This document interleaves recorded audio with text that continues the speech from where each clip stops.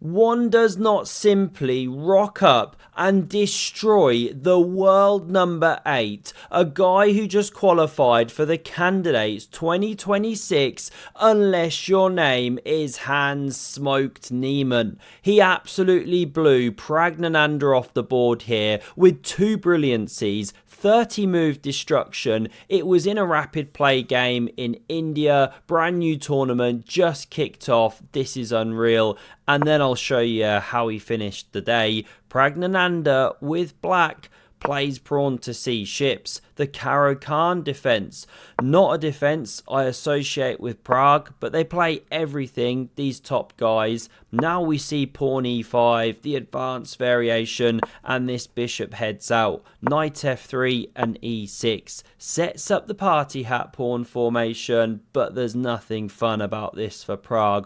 Watch this. Niemann gets the bishop out, doesn't allow an exchange.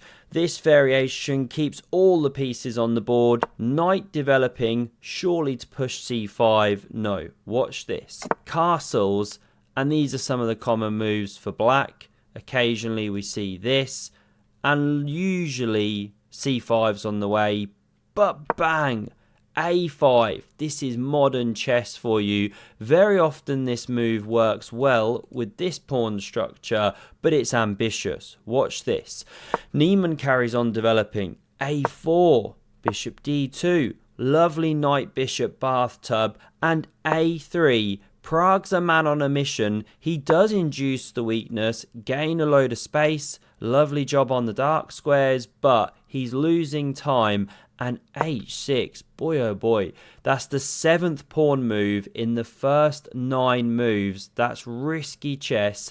All the kingside pieces stuck on the Etienne back row, and now rook c1 prepares to blast off the c pawn. Finally the pony develops. h3, maybe looking for g4 soon.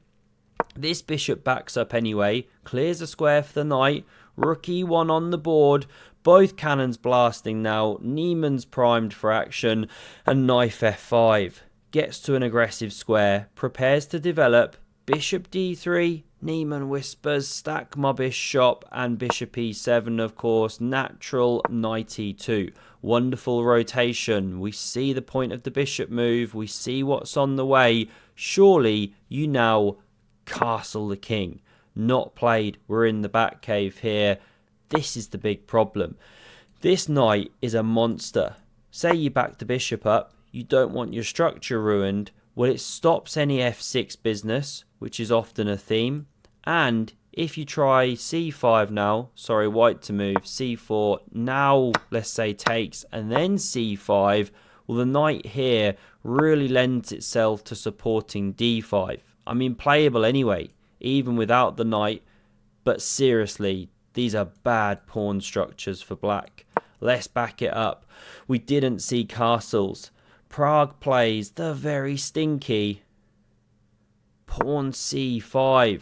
Normally just the move to play here, but knight f4 leaves the centre to hang if black wants to take, because this threat of capturing here is just too much to deal with. You've got to do something about that. g4 could be on the way, and then bishop taking pawn, if you imagine there's been an exchange. So in the game, the bishop backs up, best move, and the explosive c4's on the board, sets up a wonderful pawn cube, also known as pube in the business here, and of course, Pragg prepares to shave it. Now, what if you take here? Well, now you can take here, and the centre's just collapsing. You know, if you dare to take back, there's things like e6 or knight takes. Let me turn the volume down a bit here on the desktop audio. Hopefully the moves haven't been blowing your head off so far as I play them. Let's back up. We didn't see this. I think that was the line I was looking at. We saw this shaving. Now, this is the best move, but again, it's so difficult to play. g5, one of the top ideas. Try and get a bit of time. Get rid of that horrible, aggressive piece. But Pragg takes on d4.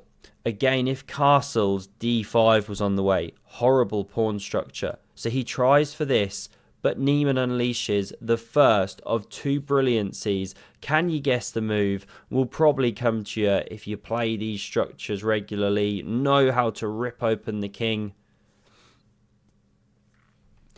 It's bishop takes on e6.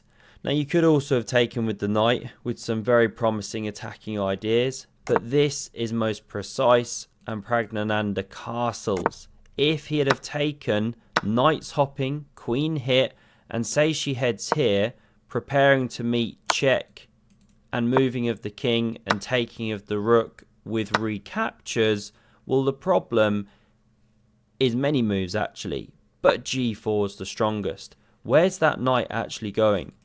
It's hardly got a square, right?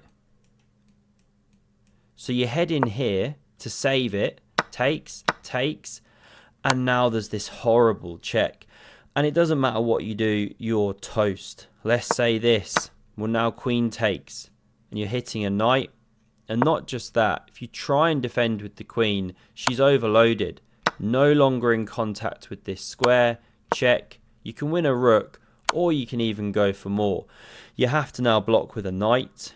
If you do this, that's mate. Just one of the themes. Let's back it up a second. What if you never blocked with the bishop? What if you ran with the king? More problems with queen takes. Knights dropping. If you try and rotate round, this leads to a mate. You can't get out.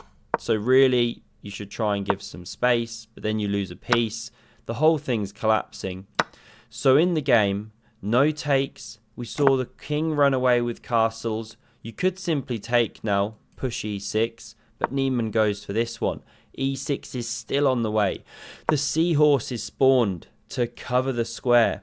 Also opens up an attack. You know, what if g5? Get rid of the knight, which is defending the bishop. Well, Niemann doesn't care. He punches through the center with that pawn push. And now if you do try this, get rid of the defender. There's takes with check, king sidestepping, and you can just rip open the entire position. If you take like this, I mean, there's different ways to go. Let's just stick with one beautiful line I found. Bishop c3, all of this horrible pin and win stuff.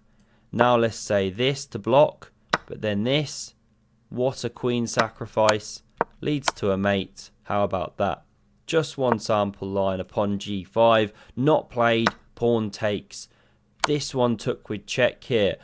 If knight takes, you fork. So in the game, king h8, knight e5, every single piece just flowing into the attack here.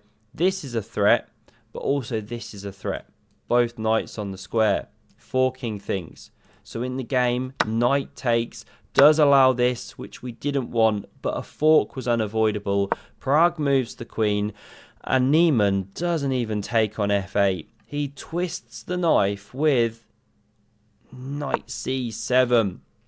Pragg in trouble here. Niemann licking his lips as he picks up his knife and fork. Now queen recaptures and the rook invades. It's a decisive attack. b5 is desperately tried. Opens the queen. Maybe prepares these knight hop ideas and threatening mates. But there's another second brilliancy on the way here, which Hans Niemann unleashes on the candidate. Rook takes e7. Pragg gets hit with another slammer. Knight takes and bishop b4. Pin and win, baby. The rook moves and covers the knight, but now check. King goes and knight d6. Forces resigns. My wins were relatively dominant, so it's certainly a good start. 12 minutes ahead on the clock. Niemann barely used 3 minutes if we forget the excrement, which is the extra seconds per move. Rook's attacked, of course. If you move it somewhere, will you lose a piece? If you do, what else was I looking at? Say bishop g6, just a sort of random improving move. Well, now you can take, queen takes, and you lose a piece. You can even take here. Keep the threat in the air. It's hopelessly lost, of course. This kind of position here, you're a full rook down. This the final position, incredible 30 move crush, and here the standings. We've got Hans Niemann and Vishy Anand leading the charge there, both on 2.5. Great first day of fighting chess. And have a look at the video on screen if you want to see another epic, incredible game of chess. And I hope to see you soon. Cheers. Chess spoke for itself.